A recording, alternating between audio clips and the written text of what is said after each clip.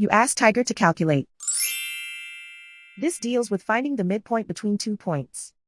The midpoint between the 2 points is -64.5, -13.5. Let's solve it step by step. Plot the 2 points and calculate the midpoint using the formula. The coordinates of point 1 are, x1 equals -48, y1 equals 72. The coordinates of point 2 are, x2 equals -81, y2 equals -99. PM represents the midpoint of the 2 points.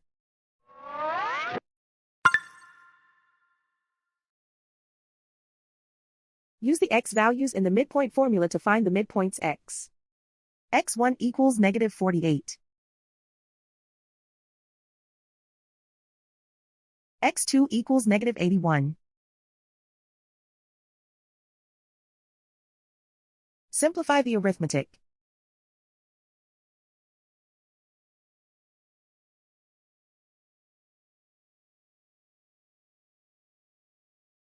Use the y values in the midpoint formula to find the midpoints y.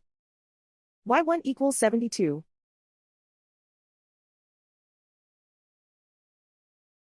y2 equals -99. Simplify the arithmetic.